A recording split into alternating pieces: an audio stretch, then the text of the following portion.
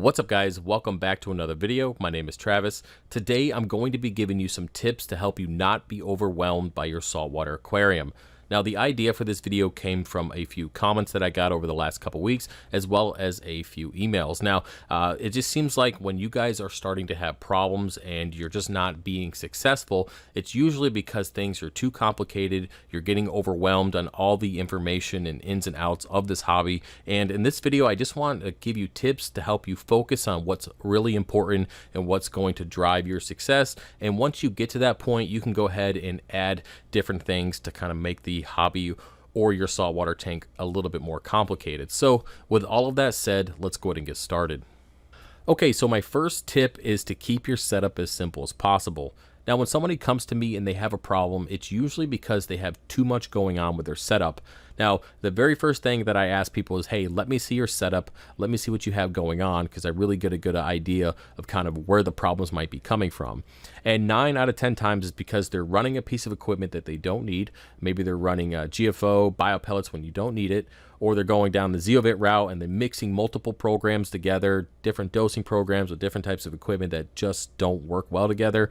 And because people are getting all this information from YouTube, and anybody who has a microphone and a video camera can put out advice. So, you know, maybe you don't want to listen to me, who knows?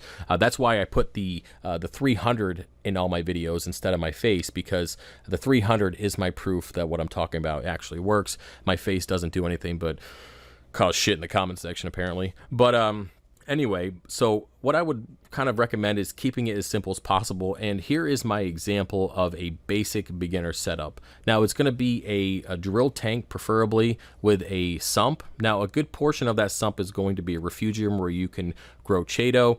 Now, you're also going to have a skimmer that's rated for at least double your water volume. So between your weekly or bi-weekly water changes of 10 to 20% and your skimmer and your refugium, you're really going to take care of all that excess nutrients. Now, when it comes to heaters, if you don't want to go the route of an aquarium controller like an Apex or a Reef Keeper, I would recommend that you spend a little bit extra money on good heaters with reliable thermostats, running multiple heaters at the same time in your sump, and then also having backups of those heaters, maybe 1 or 2 just kind of laying around, just in case one was to fail. You can catch that and fix it pretty early on.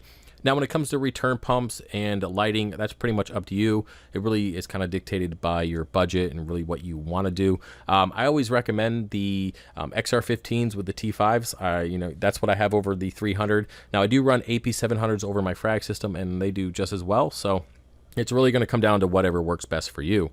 Now, when it comes to the beginner setup and kind of your overall thought process, keeping it simple and keeping it basic is really where it all comes back to. You don't want to be out there adding additional coral foods or dosing 2-part when you don't need it, or just going down the route of making things more complicated. This setup with that I just said, with a basic 10 or 20% water change on a weekly or bi-weekly basis, is all that you need. Take out the macroalgae when it's getting full, clean the skimmer cup every couple days, and that's it. You can really go a long way with just having that set up, and without spending all the additional money and making things too complicated, adding maintenance when you don't need it. That setup alone will get you well through into SPS territory with no problems. Trust me on that. So let's go ahead and move on. Okay, moving on to my next tip, and that is focusing on the basics. And this kind of goes along with our previous one, and we're going to specifically talk about water parameters and dosing. Now, when it comes to water parameters, there are a ton of them out there, especially when you start looking at ICP tests. Now, in the beginning, you do not, let me say it again, you do not need to be doing ICP tests to see if you have enough manganese or iodine in your tank. That is just ridiculous. You don't need to be focusing on that. What you should be focusing on would be your alkalinity, your calcium, your salinity, your temperature, your magnesium, your nitrates and phosphates, so your NO3 and your PO4. Now, once you get comfortable with everything, and say you have an aquarium controller that takes care of your temperature, you can just monitor it through that. You can cut out calcium and just focus on your alkalinity, salinity, magnesium maybe once per month, and then, of course, your nitrates and phosphates to make sure that those are an appropriate level. Now, that's it. You notice that I didn't say anything about pH. That's because, man, if I get another email about pH, and watch this, everyone's going to send me emails about pH now. pH, just forget about it. Forget it even exists. All you really need to do to kind of benefit your pH to make sure that it might be an appropriate range is just plumb your skimmer intake line outside, suck in some fresh air, open up a window. That's it. Run macroalgae with the lights on while the main display is off. The macroalgae will pull out the CO2 to grow, etc., etc., etc., and it will in turn elevate your pH. Other than that, forget about it. Okay, so moving on to the basics of dosing, and this is something that people really kind of take to an extreme. They think they got one coral in their tank, it's time to start dosing kalkwasser, get the calcium reactor up and running, or even start dosing 2-part. That's not necessarily true. When you get to the point of where your water changes can no longer keep up with the calcium or alkalinity demand of your tank, that's when you'll start supplementing with 2-part calcium reactor and or your kalkwasser.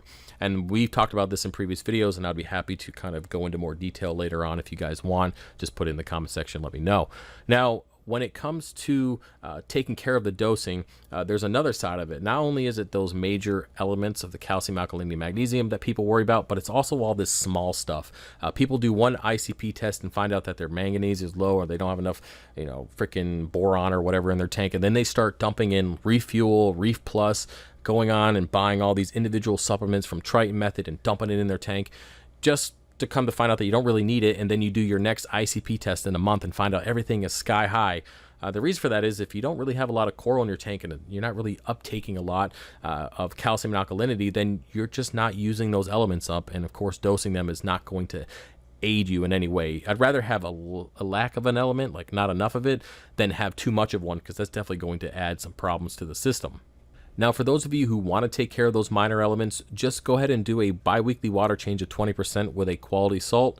For me personally, I like to use the Fritz Blue Box for the extra potassium that they have in there, and that's it. They will replenish those minor elements and you'll be good to go, because trust me, if you have a lack of manganese or a little bit less boron than the recommended 0.0000 point that they recommend, then you're going to be fine. Trust me. So just do your water changes with a good salt and it'll take care of all that stuff, and it could even take care of all of it for the entire lifespan of your tank. I will get into detail later on when you might want to consider transitioning to maybe dosing Reef Fuel or Reef Plus, or even dosing potassium and stuff like that. As you guys have seen, that I do actually dose that stuff to the tank because those specific elements get used up a little bit more than just the basics that the salt can actually take care of during those water changes. Okay, so moving on to my third tip here, and that is being consistent with your maintenance. And that is going to be your weekly, maybe your bi-weekly, or even your monthly water changes. Just pick a day that you want to take care of it and just get it done. Now, I know things come up in our lives and we get distracted. For me personally, I have water sitting in my mixing barrel for like a week before I get a chance to get it done, because I say, hey, I'm going to sit down and get this water change done today, and then I get distracted with other things, or something comes up with the business, and then I end up holding it off for an entire week.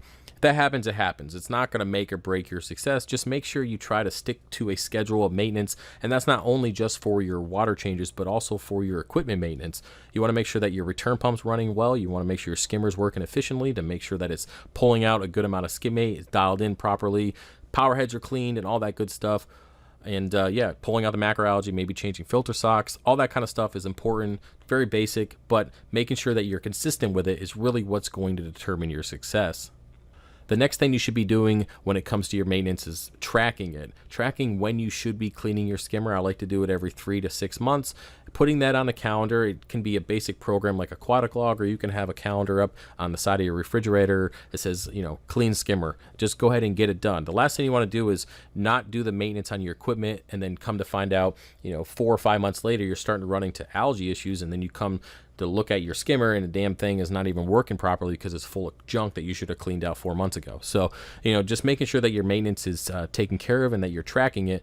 And then on top of that, tracking your water parameters. It's nice to know when you test your alkalinity, a week apart or 2 weeks apart, you can see what it was previously to kind of get an idea of where it's fluctuating. If you're adding a lot more coral, of course, it's going to fluctuate downwards, and then you might need to either do more water changes to keep up with it, or even start dosing something like 2-part to your tank to make sure that the alkalinity stays stable. So tracking your maintenance and your water parameters are all basic things that you should be doing.